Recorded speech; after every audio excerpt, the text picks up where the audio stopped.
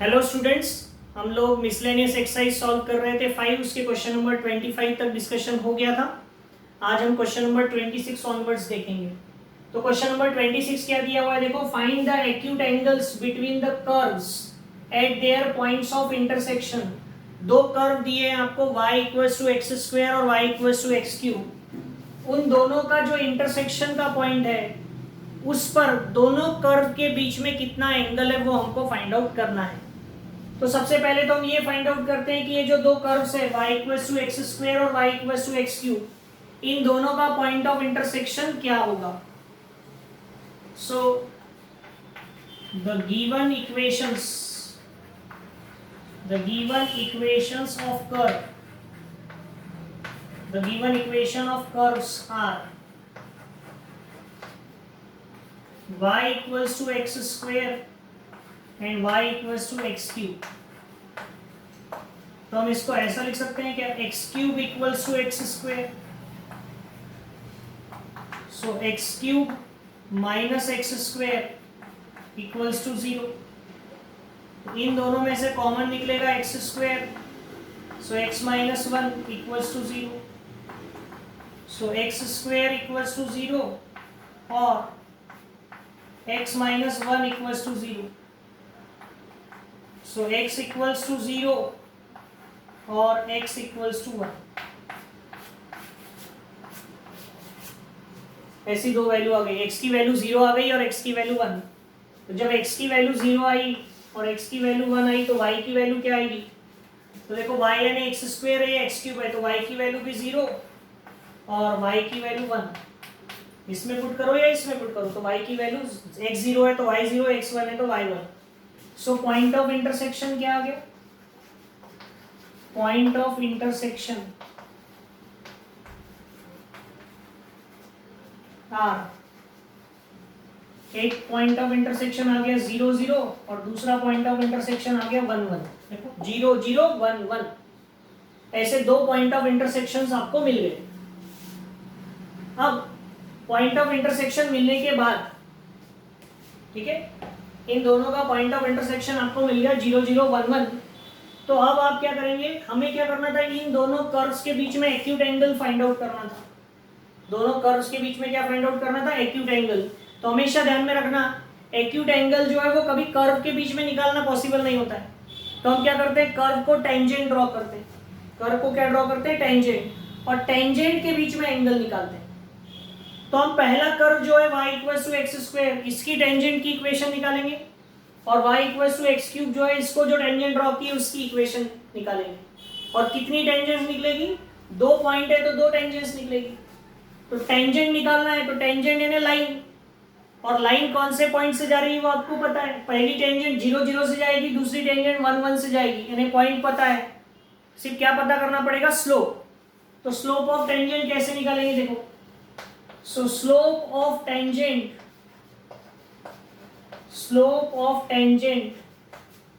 To the curve, कौन सा curve, y equals to x square is dy by d x. Derivative लो, वो आपको स्लोप देता है, तो dy by d x, x square का डेरिवेटिव क्या आएगा, 2x। ठीक है, तो स्लोप एट 0 0 0 0 पर स्लोप कितनी होगी, 0। कितनी हो गई स्लोप, 0। ठीक है, so dy by d x आ गया 0। तो therefore equation of tangent to the curve y equals to x square at 0 0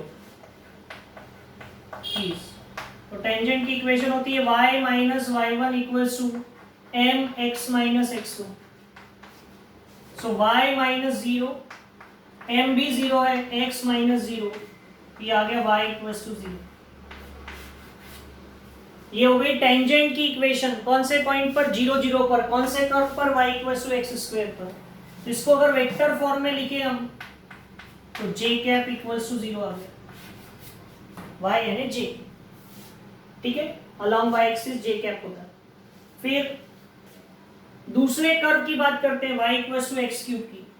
तो slope of tangent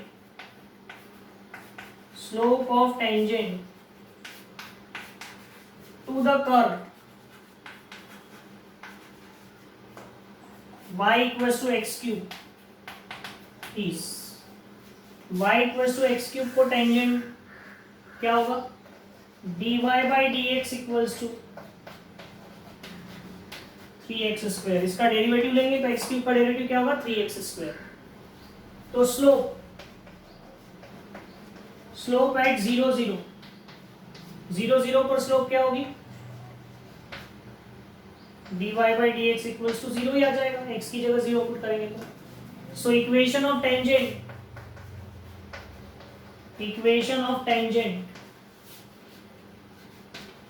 at equation of tangent to the curve y equals to x cube at 0 0। दोनों पर tangent हम ले रहे हैं 0 0 पर और उनके बीच का एंगल निकालेंगे तो क्या आएगा, y minus y1 equals to, तो y माइनस 0, स्लोप इसकी भी 0 है, ये भी y इक्वल्स टू 0 आ गया, यानी j कैप इक्वल्स टू 0। तो दोनों curve y equals to x square और y equals to x cube, दोनों कर्व को x 0 0 इस पॉइंट पर टेंजेंट की हमने इक्वेशन निकाली। तो ये दोनों टेंजेंट्स है, j equals to 0, j equals to 0, इनके बीच का एंगल निकालना है। So angle between tangents to the curve y equals to x square and y equals to x cube at 0 0 is, तो cos थीटा, तो हमको दो वेक्टर्स के बीच का अगर एंगल निकालना है तो उसका फॉर्मूला क्या है, a bar dot b bar upon a बार का मैग्नीट्यूड b बार का मैग्नीट्यूड। तो यहाँ क्या आएगा, j cap dot j cap upon j cap का मैग्नीट्यूड और j कैप का मैग्नीट्यूड। देखो यहाँ पर एक टेंजेंट भी j कैप इक्वल्स टू 0 है, दूसरी भी j कैप इक्वल्स टू 0 है, तो j cap dot j cap कितना हो जाएगा, 1, यूनिट वेक्टर है ना, और दोनों का मैग्नीट्यूड भी 1 है। सो cos थीटा इक्वल्स टू 1, तो थीटा कितना आएगा, 0। cos 0 1 होता है ना, तो थीटा इक्वल्स टू क्या आ गया, 1, थीटा इक्वल्स टू 0। तो थीटा 0 आ गया, यानी दोनों टेंजेंट्स के बीच का एंगल कितना हो गया, 0। कौन से टेंजेंट्स का, जो 0 0 पर ड्रॉ की गई थी। लेकिन आप देखो तो दोनों कर्व का पॉइंट ऑफ इंटरसेक्शन आपको 1 1 भी मिला था। तो अभी तो हमने दोनों टेंजेंट्स कहाँ की निकाली, 0 0 की। अब हम दोनों टेंजेंट्स निकालेंगे 1 1 पर और उनके बीच का भी एंगल फाइंड आउट करेंगे। तो यहाँ थीटा कितना आ गया, थीटा इक्वल्स टू 0। अब क्या करेंगे, समझ में आ गया ना क्या किया हमने, दोनों कर्व का पॉइंट ऑफ इंटरसेक्शन निकाला, दो पॉइंट ऑफ इंटरसेक्शन मिले, फिर 0 0 पर हमने दो टेंजेंट्स की इक्वेशन निकाली है ना, स्लोप पॉइंट फॉर्म से, और दोनों के बीच का एंगल निकाला, तो एंगल आया 0। अब दोनों का एक और पॉइंट ऑफ इंटरसेक्शन था दोनों कर्व का, कौन सा पॉइंट ऑफ इंटरसेक्शन था वो, 1 1। तो 1 1 पर निकालते हैं। देखो अब स्लोप फिर से निकालने की जरूरत नहीं, स्लोप ऑलरेडी निकली हुई है, ठीक है, सिर्फ ये निकालना पड़ेगा। तो slope at 1 1 to the curve y equals to x square, क्या आएगा, dy by d x equals to 2x, यानी 2 इंटू 1 दैट इज 2। तो इक्वेशन ऑफ टेंजेंट निकालते हैं। इक्वेशन ऑफ टेंजेंट कौन से कर्व को, टू द कर्व, बिल्कुल सेम यही फिर से सॉल्व करना है पूरा, सिर्फ यहाँ 0 0 था, यहाँ 1 1 आएगा दूसरा point of intersection. y equals to x square at 1 1, ये होगा y माइनस y1 यानी y माइनस 1, m कितना है 2, x माइनस x1 यानी 1। So y minus 1 equals to 2x minus 2, इसको इधर ले आओ सबको एक तरफ, तो 2x minus y minus 2 plus 1 यानी माइनस 1 इक्वल्स टू 0। तो इसको हम ऐसा लिख सकते हैं 2x minus y equals to 1, that means 2i minus j equals to 1। ये हो गई टेंजेंट की इक्वेशन। कौन से कर्व को? y equals to x square को। कौन से पॉइंट पर? 1 1 पर। बस सेम वैसी दूसरा जो कर्व था y equals to x cube, तो slope at 1 1 to the curve y equals to x cube यानी dy बाई dx। क्या आया हुआ था dy बाई dx? देखो 3x स्क्वायर आया था, इसमें x की जगह 1 पुट करो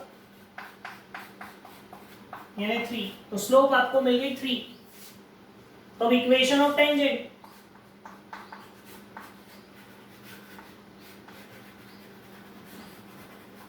equation of tangent to the curve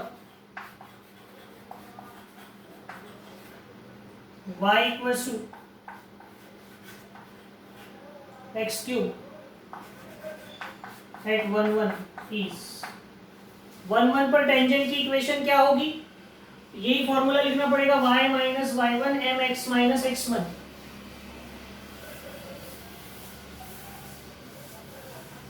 तो क्या होगा देखो, y माइनस y1 यानी 1 m, स्लोप कितनी आई है? 3। ये होगा y minus 1 equals to 3x minus 3 यानी 3x माइनस y माइनस 2 या इक्वल्स टू 2। इसको हम ऐसा भी लिख सकते हैं 3i minus j equals to 2। तो इन दोनों के बीच का एंगल निकालना है आपको। तो इन दोनों के बीच का एंगल क्या होगा? एंगल बिटवीन टेंजेंट्स इज, ठीक है। तो एंगल बिटवीन द टेंजेंट्स क्या होगा? cos theta equals to 2i minus j और 3i माइनस j, ये दो वेक्टर्स का डॉट प्रोडक्ट, ठीक है, अपॉन पहले वेक्टर का मैग्नीट्यूड यानी 2i यानी 2 का स्क्वायर माइनस 1 का स्क्वायर और इधर 3 का स्क्वायर और माइनस 1 का स्क्वायर। ये होगा 2 into 3 plus minus 1 into minus 1 और इधर अंडर रूट 5 और इधर अंडर रूट 4। तो ये 6 प्लस 1 और ये 2 रूट 5 यानी 7 अपॉन 2 रूट 5। तो ये दोनों के बीच का क्या हो जाएगा? एंगल। देख लेते हैं क्या दिया है आंसर। क्वेश्चन नंबर है 26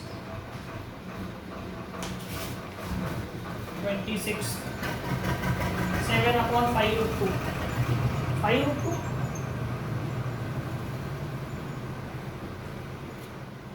5 रूट 2 नहीं 2 रूट 5 3i माइनस जे है ना। 5 रूट 2 नहीं होगा, 2 रूट 5 होगा। यही दिया है आंसर उसने, ये वाला आंसर नहीं दिया है, लेकिन दोनों पॉसिबिलिटी होगी है ना। Angle between them will be 0 and 7 by 2 root 5। वहाँ 5 रूट 2 दिया है, it can not be 5 root 2, it will be 2 root 5। Okay, तो इस तरह से ये सॉल्व करना पड़ेगा। कुछ नहीं करना है आपको, दो कर्व है, दोनों कर्व की टेंजेंट की इक्वेशन निकालनी है और दो पॉइंट ऑफ इंटरसेक्शन है, तो दो पॉइंट ऑफ इंटरसेक्शन पर, एक पॉइंट ऑफ इंटरसेक्शन पर दोनों कर्व को टेंजेंट होगी, दूसरे पॉइंट ऑफ इंटरसेक्शन को दोनों कर्व को टेंजेंट होगी। तो 0 0 पर जो दो टेंजेंट्स है उनके बीच का एंगल 0 आ रहा है और 1 1 पर जो टेंजेंट्स है उनके बीच का एंगल कितना आ रहा है? 7 अपॉन 2 रूट 5। ये कॉस थीटा की वैल्यू आ रही है। ओके, तो इस तरह से क्वेश्चन सॉल्व करना है।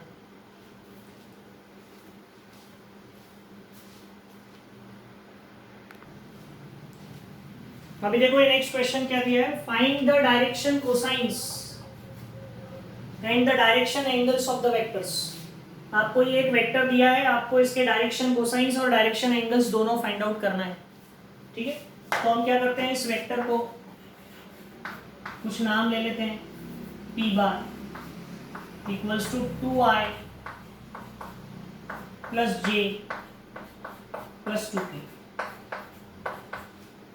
तो ये जो वेक्टर है, इस वेक्टर में ये जो i, j और k के कोएफिशिएंट्स है, they are called as direction ratios. So here direction ratios को हम a से रिप्रेजेंट करते हैं, b से रिप्रेजेंट करते हैं और c से रिप्रेजेंट करते हैं. 2 1 2 ये डायरेक्शन रेशियोज है और हमको निकालना है इसके direction cosines. So the direction cosines are L, यानी जिसको हम cos अल्फा भी कहते हैं. उसका फॉर्मूला क्या है? a upon under root a square plus b square plus c square. ये होगा a कितना है? 2 अपॉन अंडर रूट 2 का स्क्वायर प्लस 1 का स्क्वायर प्लस 2 का स्क्वायर. ये होगा 2/3. ये हो गई cos अल्फा यानी L की वैल्यू. पहला डायरेक्शन कोसाइन. ठीक है. दूसरा डायरेक्शन कोसाइन M यानी cos बीटा. तो b upon under root a square plus b square plus c square. So b कितना है? 1. 2 square plus 1 square plus 2 square यानी 1/3.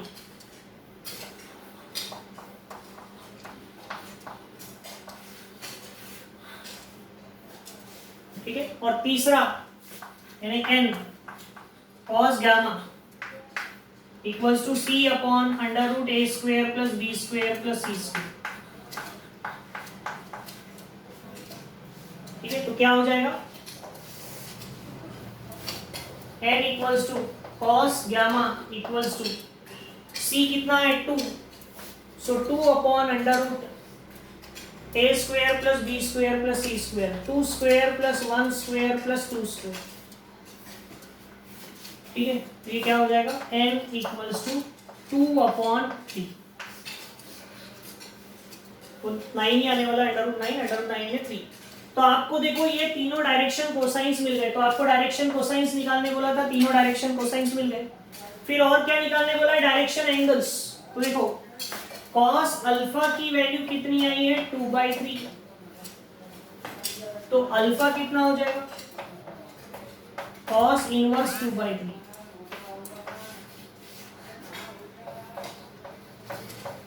cos बीटा कितना आया है? 1/3. तो बीटा कितना हो जाएगा? cos inverse 1/3. और cos गामा कितना है? 2/3. So gamma equals to cos inverse 2/3.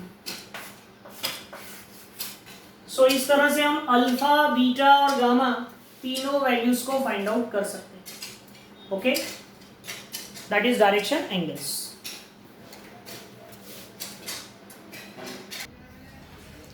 अब देखो ये क्वेश्चन नंबर 28 क्या दिया हुआ है? बी बार जो है वो आपको 4i प्लस 3j दिया है and c bar b the two vectors perpendicular to each other. ये दोनों एक दूसरे को परपेंडिकुलर है. कौन से प्लेन में? xy प्लेन में. Find the vectors in the same plane. आपको फाइंड द वेक्टर्स, आपको वेक्टर्स फाइंड आउट करना है इन द सेम प्लेन. यानी कौन से प्लेन में? xy प्लेन में. Having projections 1 and 2 along b bar and c bar. जिस वेक्टर का प्रोजेक्शन ऑन b बार 1 है एंड ऑन c बार 2 है, तो हम क्या करते हैं? जो वेक्टर हमको निकालना है उसको अज्यूम कर लेते हैं कि let the required vector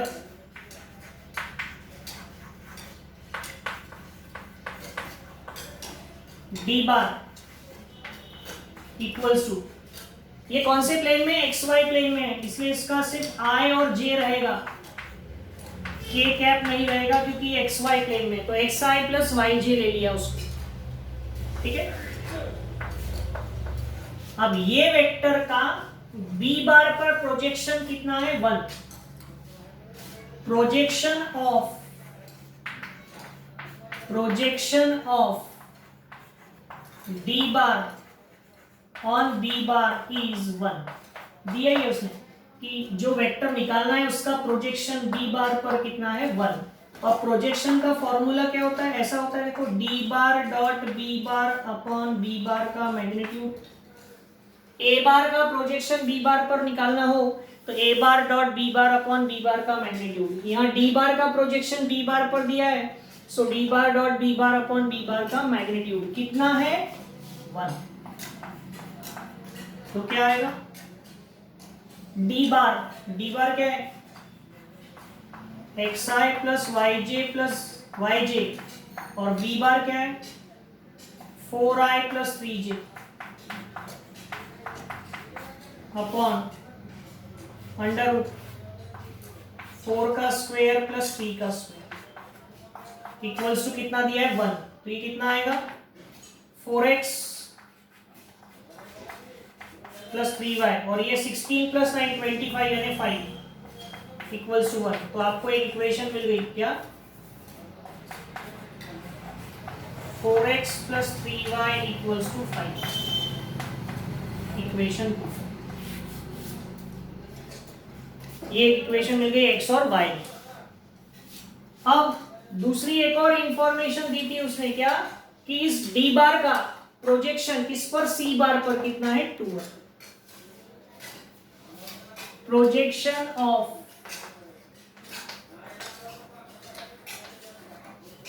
d bar on c bar is 2।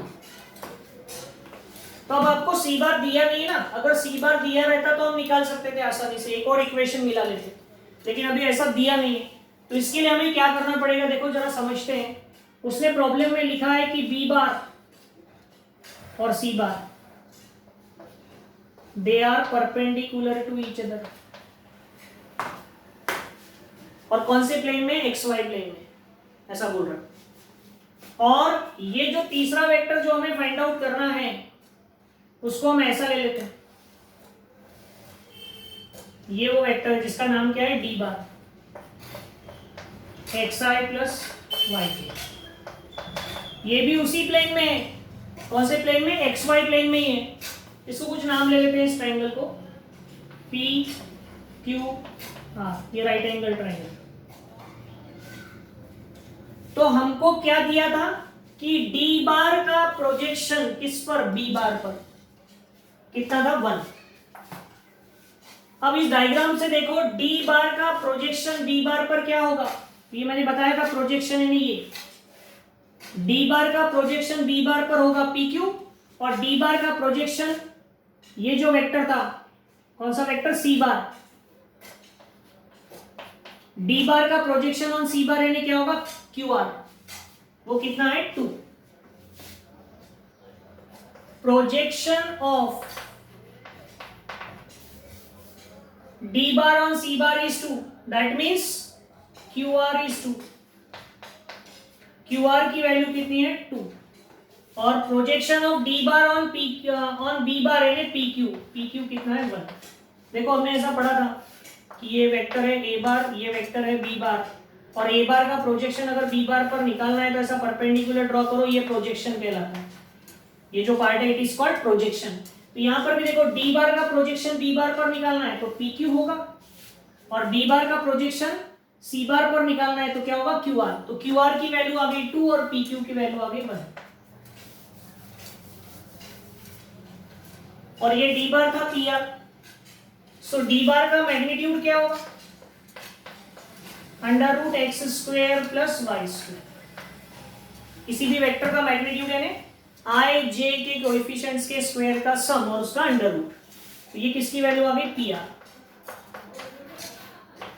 तो आपको ये जो राइट एंगल ट्राइंगल है ना पी क्यू आर, इसकी तीनों साइड पता है 1 2 और under root x square plus y square. So in triangle P Q R by Pythagoras theorem क्या हो जाएगा, P R square equals to P Q square plus Q R square. So P R कितना है, under root x square plus y square, उसका square P Q कितना है 1, Q R कितना है 2। ये हो जाएगा x square plus y square equals to 5। आप क्या करना है कि इस इक्वेशन नंबर 2 से x की वैल्यू या y की वैल्यू निकालकर इसमें पुट करो। जब इसे पुट करोगे, सॉल्व करोगे तो एक क्वाड्रेटिक इक्वेशन मिलेगी। उसको सॉल्व करोगे तो आपको या तो x या y की वैल्यू मिलेगी। एक वैल्यू मिल गई तो दूसरी निकाल सकते हैं, और वो निकल गया तो आपको d बार मिल जाएगा, जो हमको फाइंड आउट करना है। तो देखो इसको इक्वेशन नंबर 3 देते हैं। So from equation 2 4x equals to क्या आएगा 5 minus 3y। So x equals to क्या आएगा 5 माइनस 3y अपॉन 4। ये जो वैल्यू है इस वैल्यू को पुट करो किसमें, इक्वेशन 3 में।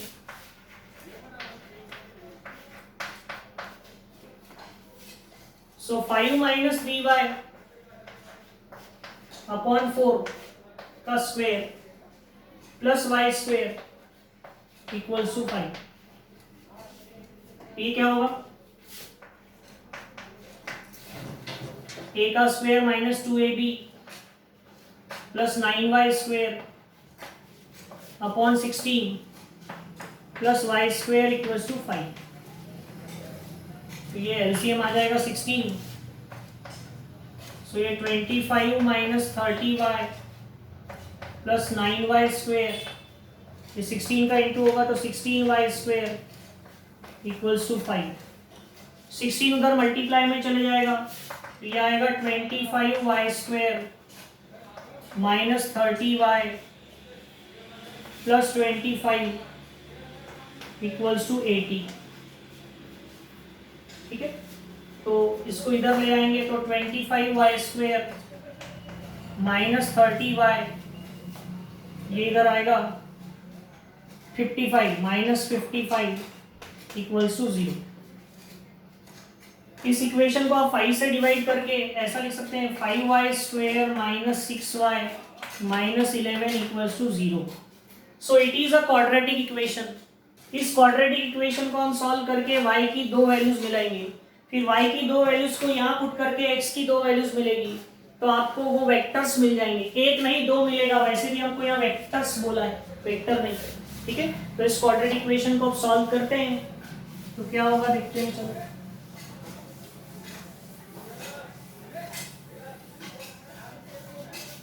सो इस क्वाड्रेटिक इक्वेशन को सॉल्व करना है तो इनटू करके माइनस 55 और डिफरेंस आना चाहिए माइनस 6। तो 55 के ऐसे फैक्टर्स 11 5 है ना, माइनस 11 प्लस 5।